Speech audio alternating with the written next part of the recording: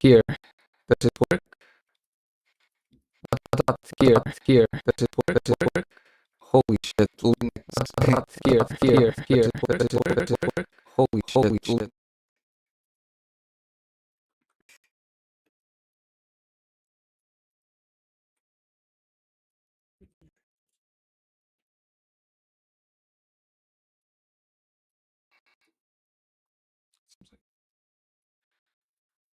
Alright, now let's see if this is slightly different. Okay.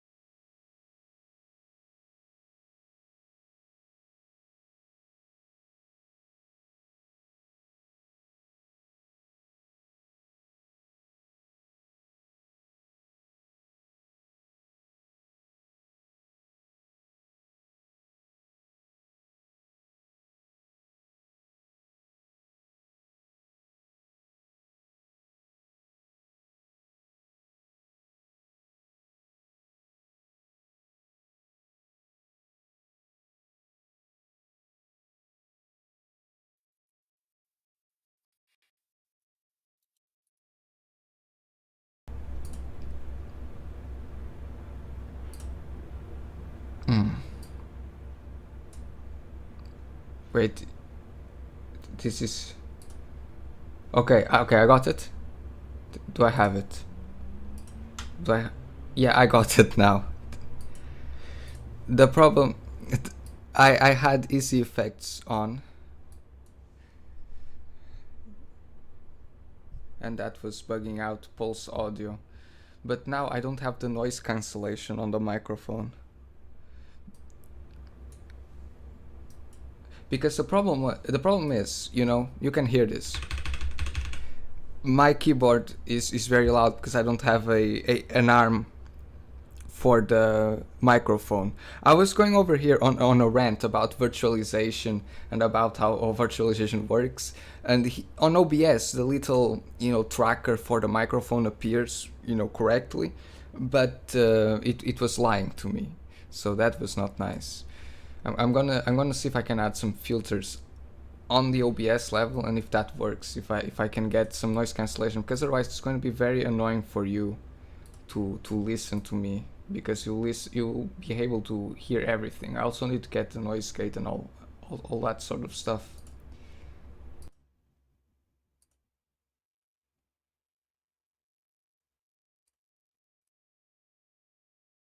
I mean, this is the problem of using Linux, you know.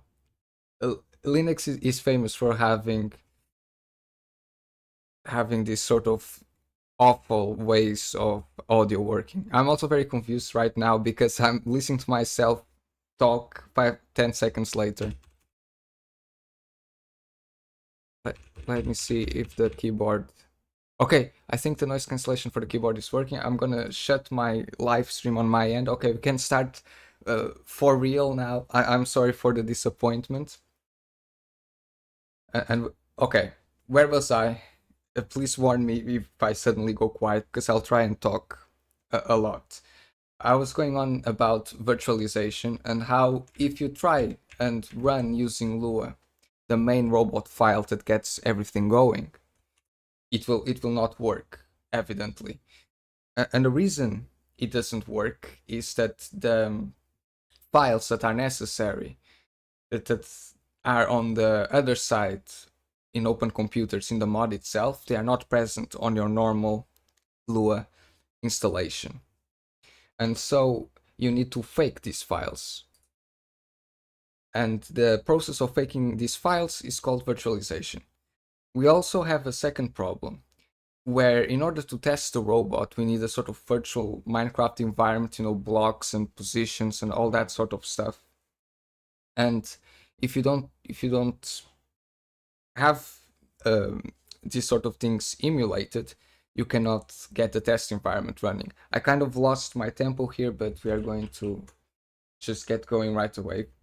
If the keyboard gets loud, tell me. You can now obviously, understand very easily that I'm not as a professional entertainer. I'm just an internet schizoid, doing a bunch of random things, throwing a bunch of crap at the wall and seeing if it sticks.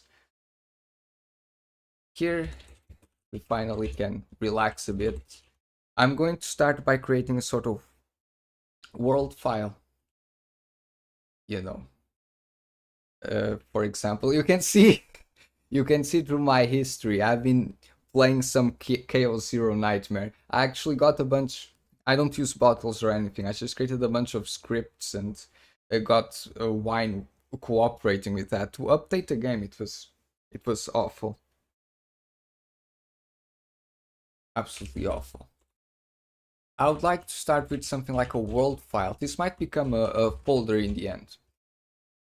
I think you should start, with imagining that everything can fit into a file, and then you try to make it fit into a folder. You start small and you start adding things, and then eventually you outgrow the file, you need a folder. Maybe it's not just world, maybe the sort of class or whatever you want to use for blocks, maybe it grows enough that you need to get it into something else. All right, I was just going back and forth, checking back into the live stream feed to make sure that suddenly I'm not saying any crazy words or that the audio is just not working at all. So, what is a Minecraft world? This is the question we need to ask ourselves. What is a Minecraft world? It's a bunch of blocks, and in our case, there's also a robot. I don't think we need to go as far as to simulate mobs, but here's the problem. Then we'll find mobs somewhere when we are actually in the real world.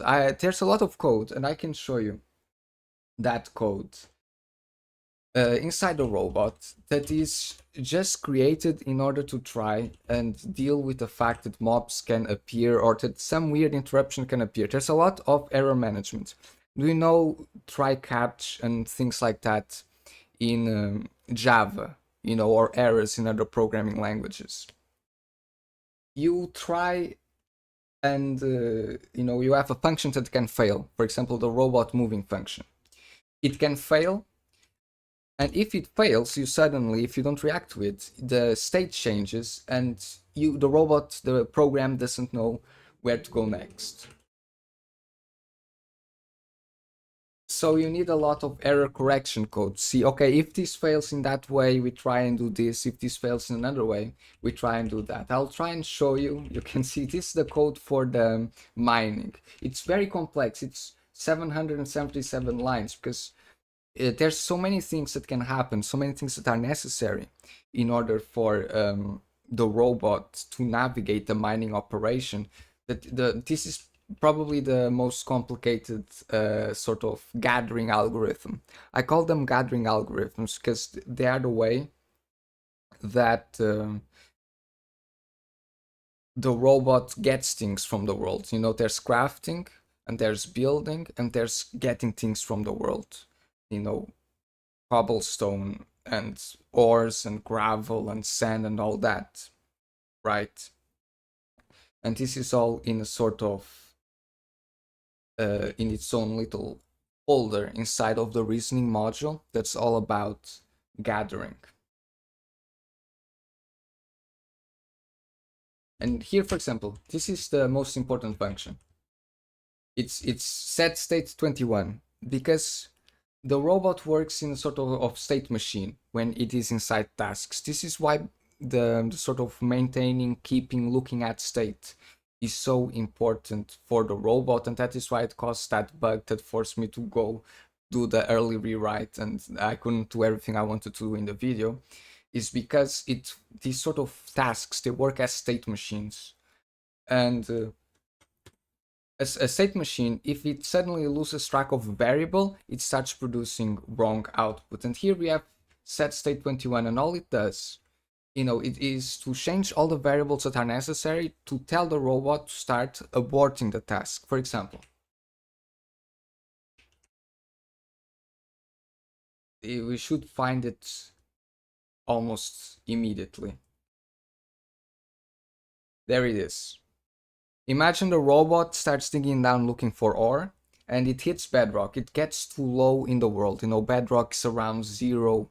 It's around Y0, but a bit more, a bit less, right? Not less, but a bit more. And so it detects if our height gets too low, we need to abort. This is one of the things that we always need to keep in mind. And if we don't track these things, the robot is not going to work. And testing this is awful because a lot of the times the robot stops working and you don't know why, and it's because you didn't check for a certain condition, or maybe, you know, when, because Lua is dynamically typed, maybe you tried to do something and you named the variables a bit wrong, especially because I'm here without IntelliSense. There's a lot to say about IntelliSense, right? About autocomplete. I'm here with raw dogging Vim basically. And it has its good sides and its bad sides, but sometimes because of these dynamically typed languages, you only know that something is going to go wrong when it goes wrong in the code. That's the big problem. And so you suffer. You suffer. Anyways, you can, explanations aside, we can probably start working on the world file for the robots. I'm gonna see if I can gather all these explanations and get a very simple video out, you know, explaining a certain feature of the robot, because there was a lot that was left unexplained, right? And some people would like to know a bit more of the technical details. Maybe I could just go around, and the problem is the editing, right? Because then you need a sort of video that has quite a bit of editing, quite a bit of effects put into it.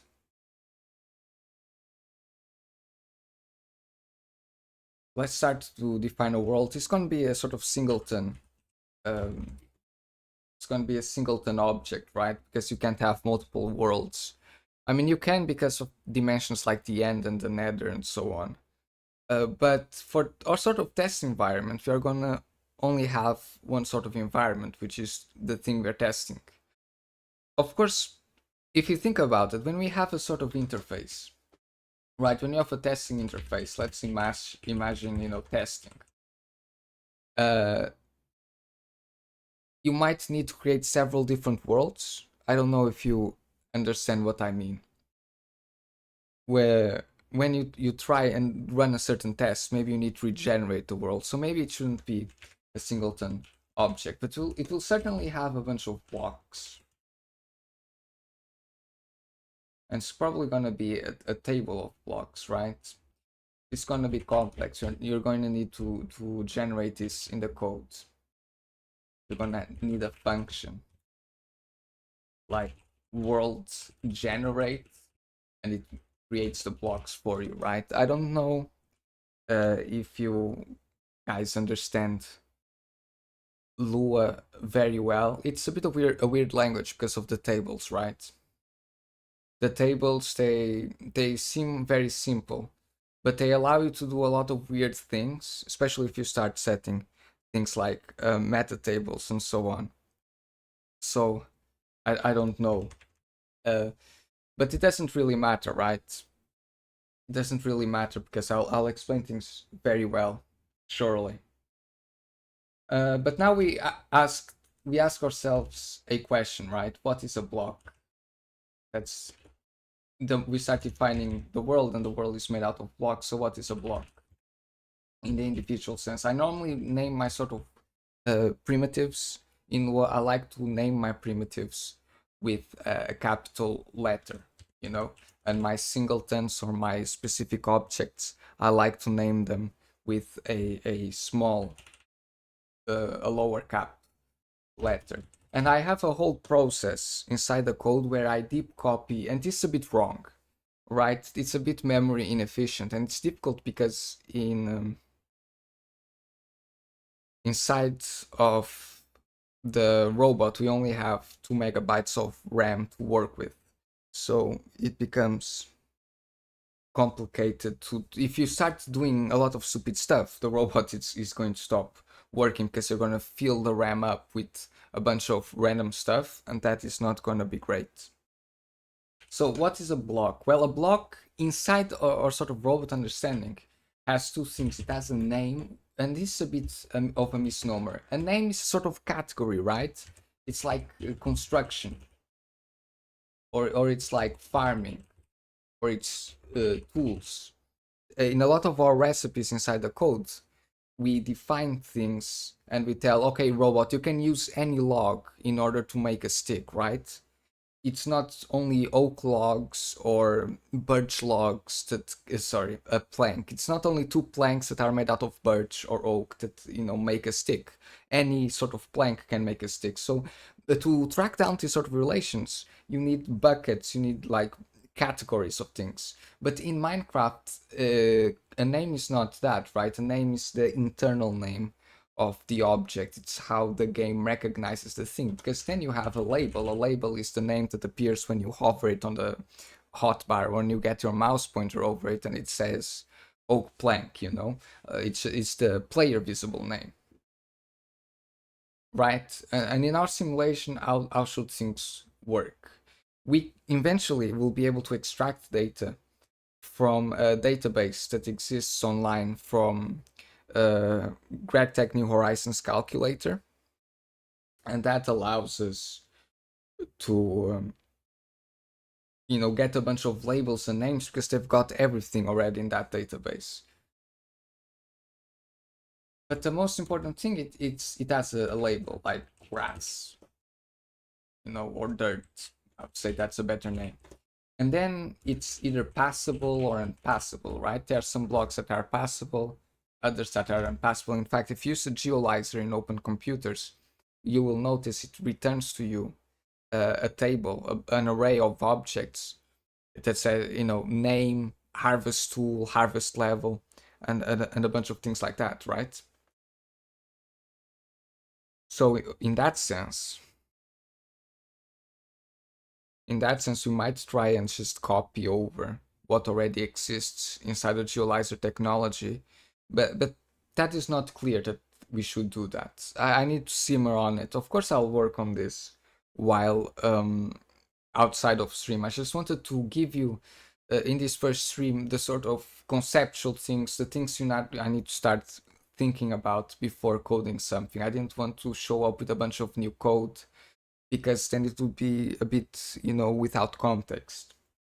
So let's say passable, true or false. And then when we generate the world, we need to generate all the blocks. But the blocks exist in a sort of square, right? X and Y, it's not flat. So maybe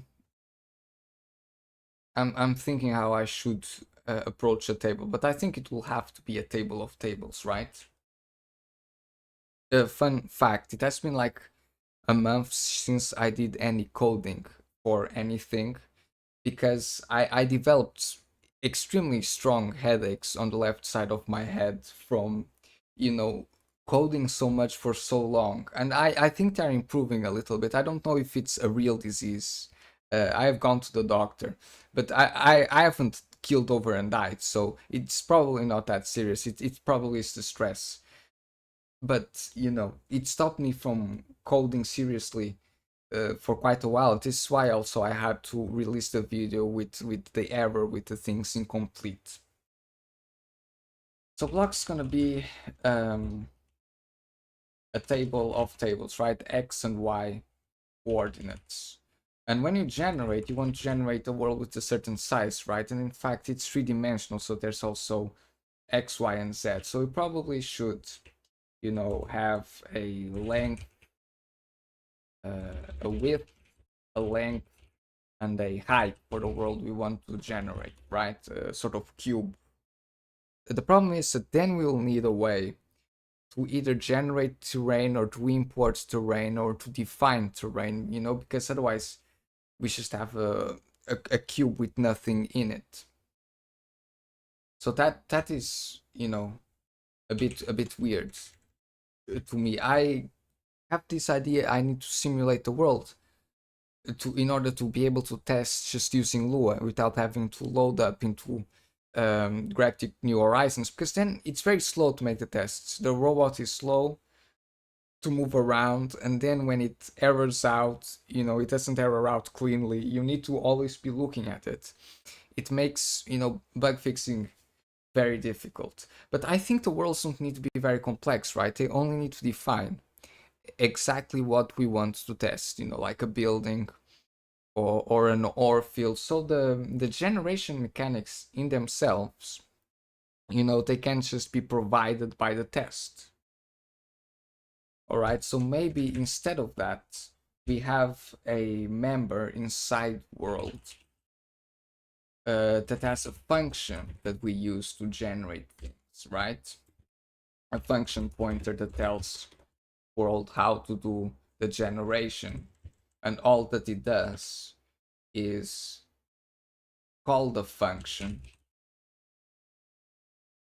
with self as the argument, and then with the width, the length, and the height, that corresponds to the x, the z, and the y, because in Minecraft z is not, alongside. Z is, sorry, y is not alongside, y is the height. But for example, in things like Unity and Blender, that might not be the case. I think I have that sort of idea that would not be the case. Oh, so much talking only to get a couple of functions on board. That's a bit embarrassing. And it's also a problem. Should I return or not? We should return maybe as a sort of default. So we got blocks, and I can, give a default function for generation. I'm just going to generate a sort of rectangle. So I can provide a default generation function. And that would allow us to just put this directly into the definition of the strut. It's not a strut, it's a table, but sometimes I think of these things as tables, other times I think of them as struts. It's a bit weird, tables, classes, the way you package data in programming. It's all very, very interesting. And afterwards, to do this generation, we got the arguments. I'm gonna be a bit naughty here and just write the letters. So this also allows us, maybe we can do an override for this function, right? We can override this function. It's because we're going to have to write a bunch of fors, right? We're going to have write, how are for loops in Lua? Like this, right? And for iteration until x increment by 1, right? And then you need to do the same thing for z, the same thing for I, and that's very annoying. I don't know if there's a better way to do this, but it seems to me like there's no better way to do this. And so if you want to do like this, I think it's better just name this width, length, and height, right? And just start going along with it. Just get something done very quickly. Change this to x and just start building the table. This is very generic programming stuff, right? It's not very interesting, but it's a sort of things you have to do all the time. You have to constantly be reinventing the wheel.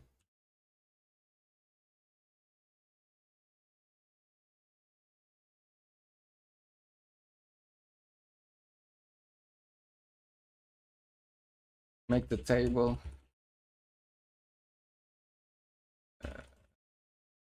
There's a top level.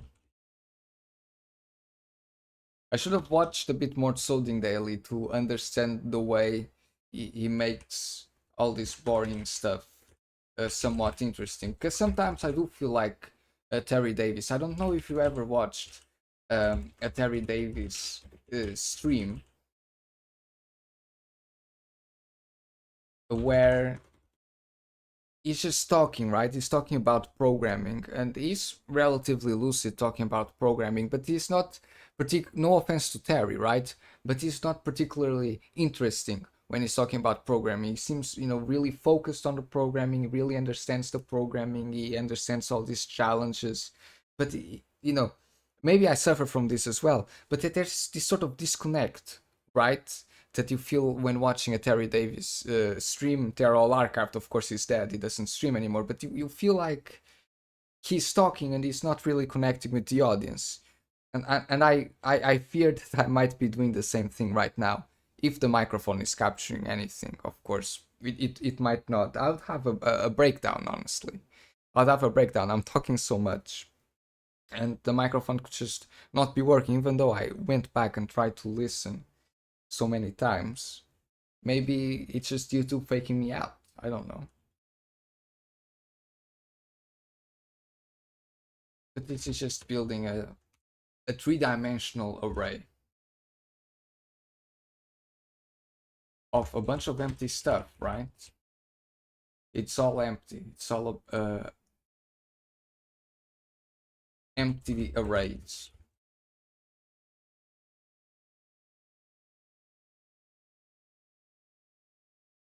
That is incorrect, right? It's got to keep it going, right?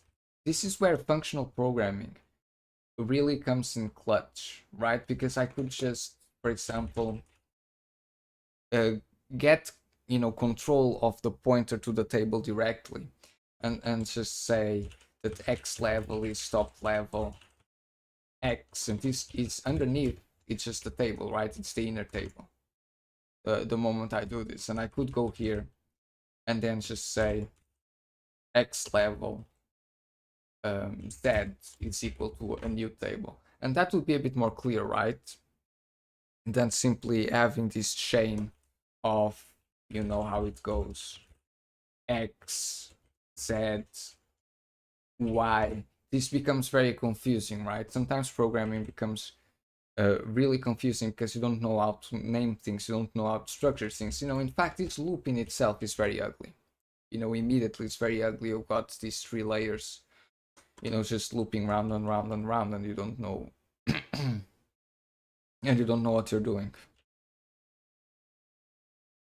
But I think it's clearer if we do it like this.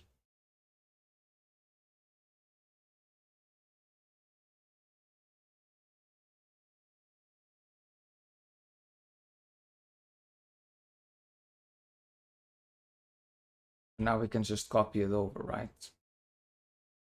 And change the names. There's a lot of repetition of code here, which is also not that interesting.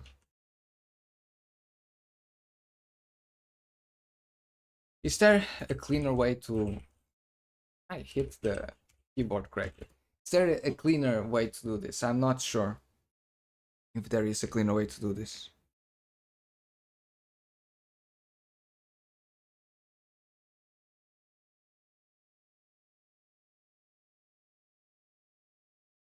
Well, so you can code in C. Yeah, if you can code in C, you can code in Lua. I think I'm a bit of the opinion. If you can code in any programming language, you can code in any other programming language. It's not about the language itself. Of course, the ergonomics are different for the language, but even that being like it is, when I say that I'm afraid that people don't know Lua, what I really meant is not that they don't understand the syntax, but they don't understand the basics of programming. That allow you to just look at the code and see more or less what it's doing, right? Sometimes I go to a programming stream myself or to a programming video and I look at the code and to me it's very clear, right? Because I've coded a lot. But I know that there are many people that look at code and they don't see anything. That's really weird, right? It must be like illiterate people feel like, right? When people are illiterate and they cannot read, it seems so weird because you can just look at words and you can read them out, but it's not forced that people are able to read, and it's also not forced that people are able to read code. A lot of people might not be able to read code. A lot of people are not able to read code. I don't think most of the world programs. I think most of the world there's a lot of other important things that are not related to programming. And so that's why you see in YouTube videos, you see them explaining very simple things, going assignment through assignment, array access through array access, and they sometimes do these very high level explanations that doesn't explain much about the code itself. It just explains the concept of the code, right? It explains to people the concept of the code. It doesn't explain the code itself. And even if you could explain the code, it's, how ChatGPT describes code. Maybe I'll do this one day on stream. I'll ask ChatGPT to interpret code. Do you know how it interprets code? It starts reading line by line by line and saying, first you assign X to Y, and then you access the array, and then you call this function. This function has this name. It's just reading the code out loud. It's very interesting how ChatGPT and other tools read code. Okay, so now we got a bunch of levels, right? I wish there was a cleaner way to present this information. Maybe I could declare it on the top level. Maybe I could do something a bit like this, right? And just have the declarations here and just do assignment later. So I can, start looking into the things from outside. I think that's much clearer. I think I'll do it like that.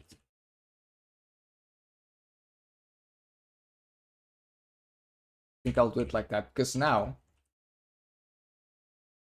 that we declared things outside the scope of the for loop, we can access it from outside the for loop. Otherwise, we are forced to be inside the for loop when we are doing anything. And this is a very ugly for loop, and I don't want to mess with it ever again. If I could hide this for loop away, is what I would do. And now to generate, let me just add a comment.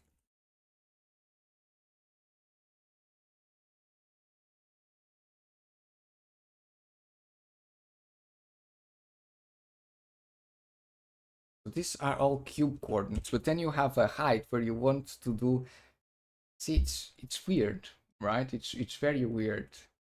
I have to think about this a bit more, but we can just,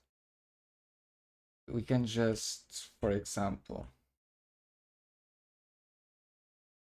do we even need width, length, and height now? I'm thinking to myself, for a given function. You really don't, right? Because it will be defined from the inside, so it's a bit silly to define that. But we still need the variables themselves, right, inside of here. So maybe something, I don't know, like this. How much height do I need? I need a height for the robot to be in, right? It's not just, the platform. The robot will be walking on a platform. So we have to say that we need, for example, 3 heights. And let's do a chunk, right? Let's do a chunk. So 16 by 16. I mean, counting 0, it's 15. But Lua, and this is something very weird about Lua. Lua, you do everything counting from 1, right? And my brain got so weirded out, right? You program in C, you program in Java, array starts at 0, everything starts at 0.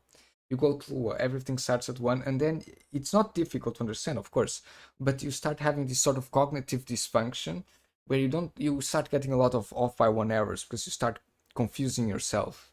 You start getting very confused about how things are. Right, for example, if I was in C, I would have to define this as 15 because I would start counting x0 as the start, right? But in Lua, I need to define this as 16. And sometimes this is not clear, sometimes you don't know where you're getting the off by 1 error at all. There's another part of the code, which is the part that generates buildings, where I had a lot of off by 1 errors. And it's a mess. It's not functional enough, the code, right? There's a bunch of weird variables. I can actually show it to you. It's a good break from all this discussion. I'll have to, let's see.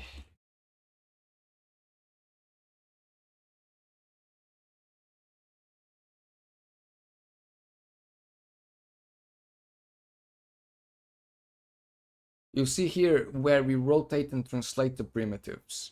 The primitives are the little buildings. I can actually show you the buildings.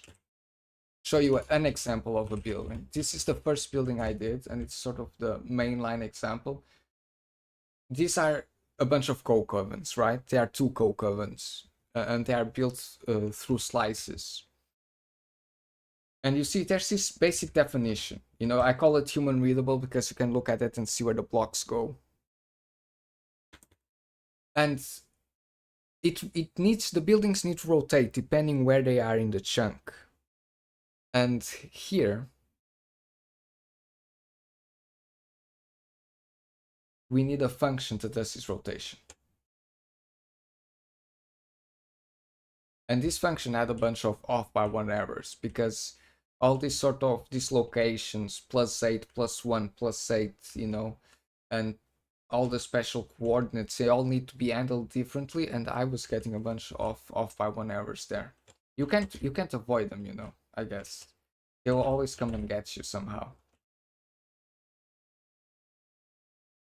And I guess this is done, right? This for loop is done. It generates a chunk with height 3.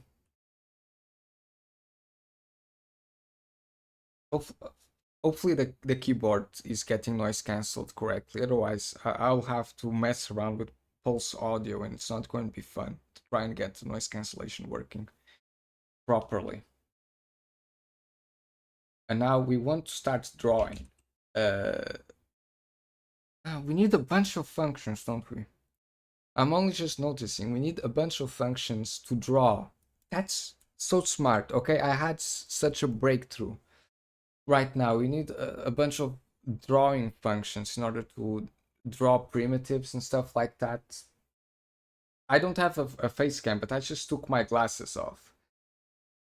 That's going to be a mess, you know. It's going to be quite a lot of work. Not too much work, but I'm going to have to actually do some 3D drawing, sort of 3D graphics sort of stuff in order to get the world properly simulated. That's very interesting. That's very interesting. I'm already feeling exhausted just thinking about it. Because how would it be like, for example, to draw a rectangle? Right? You need to start at the width, at the length, at the height. I guess this is why we have X level and Z level, right? If we start doing something at Z level, we can very easily draw a line, right? To draw a line, all that we need to do is do something like this, right? It's actually the other way around, isn't it? I mean, it doesn't really matter as long as we interpret it correctly. I'll need to make some drawings in Krita to try and understand how the hell the tables are starting to fit into each other. What is X, what is Z, what is Y. But to draw a line with eight blocks of length, right? You'd have to do something like this, and then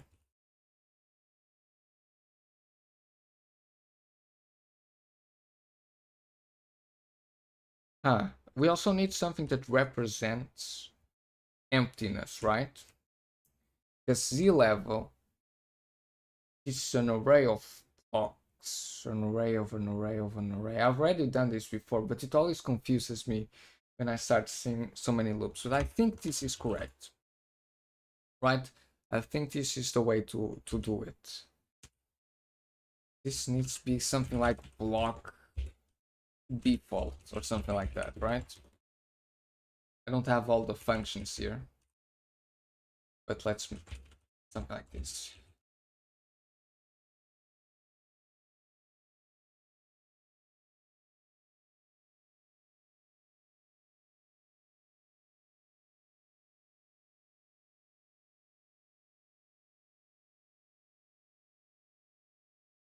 Right, yes. So we insert an empty block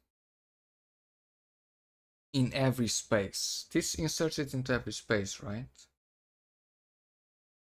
Yeah.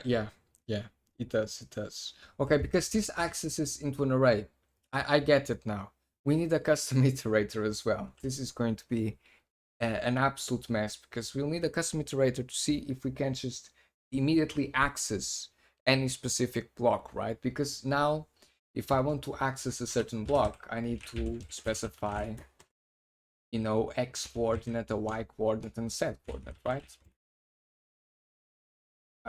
This will select for a block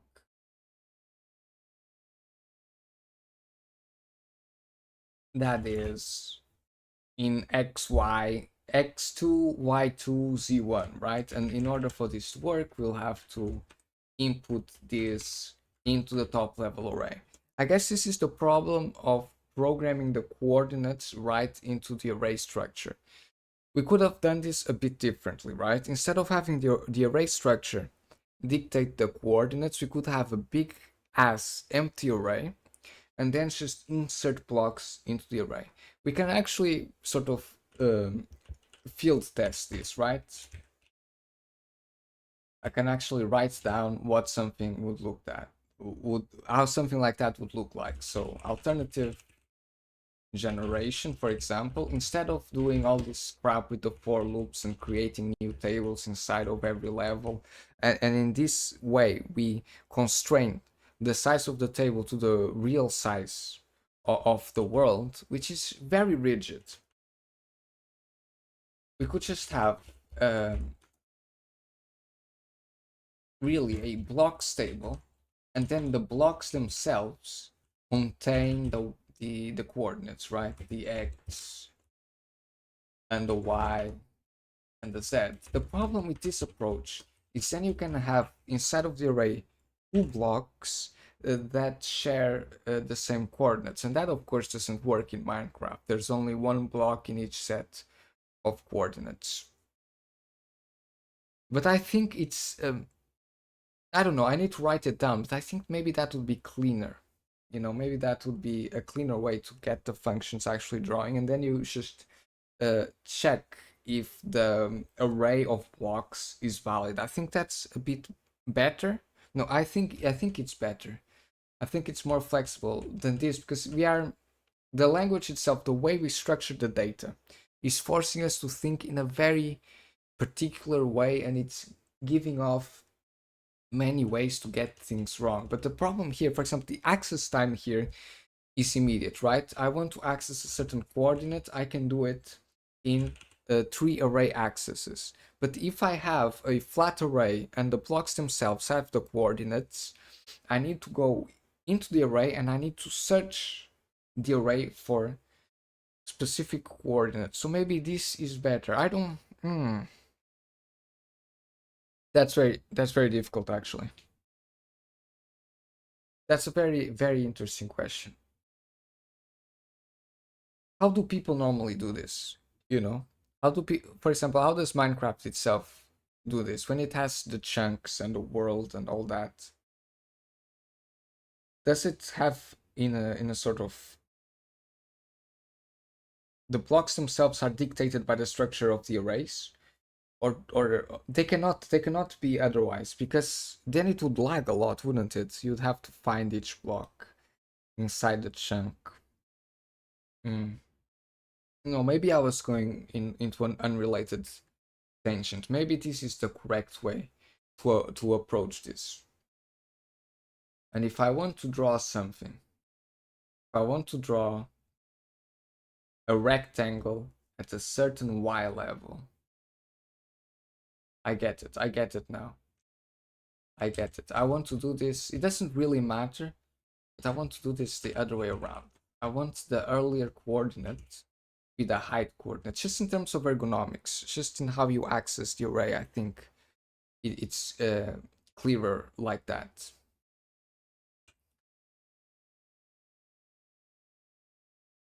Yes, y z remains, x becomes here. That's a problem with giving all these things names. Now I need to change everything. That's the refactoring problem. I could probably do a sort of search and replace query for that. That would be a mess. That would be a mess. Okay, no, but now it's going to be much clearer. I'd like to believe that this would now be much clearer. Okay, we are also nearing the end of the stream. I think this was a bunch of crap, honestly. I need to think harder about how I'm doing things. I wanted this sort of naturalistic let's program, I'm going to show you my thought process sort of thing. But maybe that was not the smartest thing, because I don't think I guided things into particularly important problems. I might be wrong. Maybe it's interesting to discuss the way arrays are ordered inside of programming, but I don't think it's particularly interesting. Maybe I'll stick to dev diaries. I need to think about it. I don't know, maybe it's interesting. And so this should now be correct, right? What am I doing here? Y level. Yeah.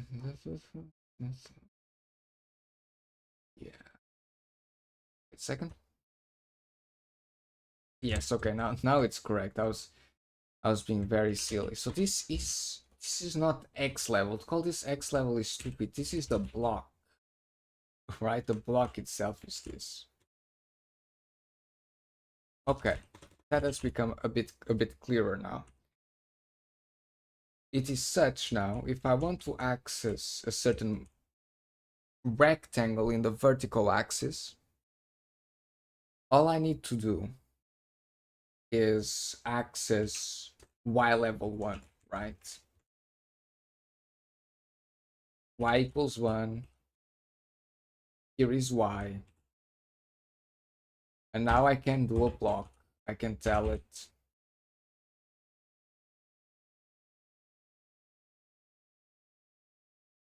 for example, block default, and this will make it so it draws one line. It drew one line in the y-axis now. And now we need to draw these lines a bunch of times, right? Yes, okay, I get it now. You can tell I didn't program in a long time, because that's just how you have to do it. There's no escape from this. There's no escape from this. Yes, okay, that makes a bit more sense. So this would be X. Yeah, and I would be forced to still loop over everything like a buffoon, right? Local Y would be this. Now it makes a bunch more sense now.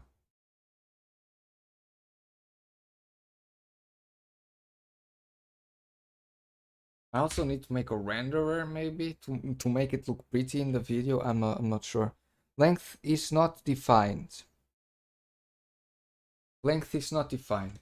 What do you mean by that precisely? By length is not defined. The length is defined by the max size of the array of the table, right? This extracts the size of the table, and we defined here the size of the table using the length and the width and so on. That is defined right here. And so it becomes defined here. This becomes the length and the width for the array, and we can access directly. I think it's defined. We'll not know until I'm able to write enough code to test the code itself, but I think it's defined.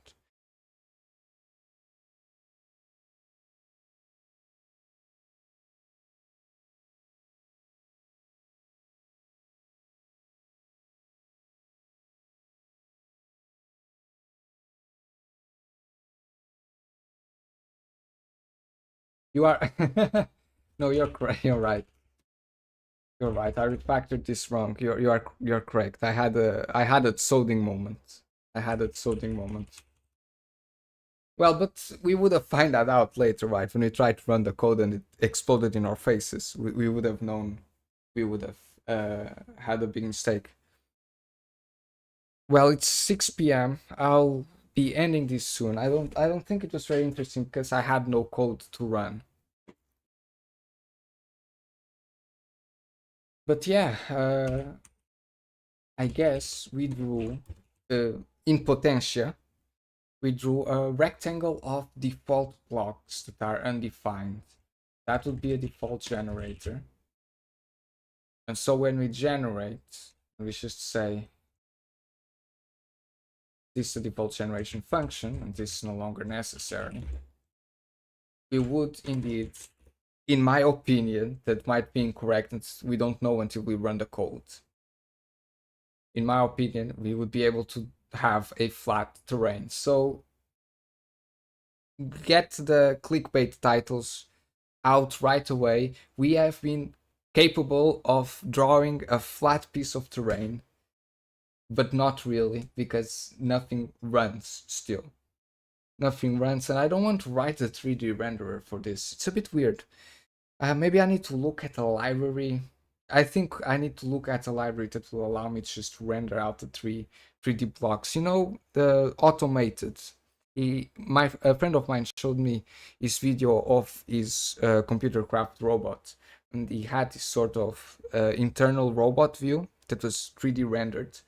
I think we need to get a 3D rendering into our testing software. I think that would be absolutely necessary. Well, I'm gonna keep working on this. The next time we see ourselves, I think I will have this the file a bit more developed. I will explain to you, of course, the things I've added. Maybe I'll be able to look into a 3D rendering solution in Lua, and I'll, just insert it into it, and we'll have pretty graphics to look at as we start drawing stuff. But no, this was very productive. This was very productive. I think I got myself back into the programming mindset, and we got some basic definitions for how this is supposed to work, how the world simulation is supposed to work. So yeah, this was fun. I guess I'll be shutting off soon. I will, watch my own stream, watch my VOD, and see what I can improve and what can be improved in the code. And we will certainly, clear everything out. We'll understand everything. This was a bit of a test stream, but it's looking very good. So goodbye. Have some fun doing stuff. Hopefully the coding was somewhat interesting. And yeah, see you.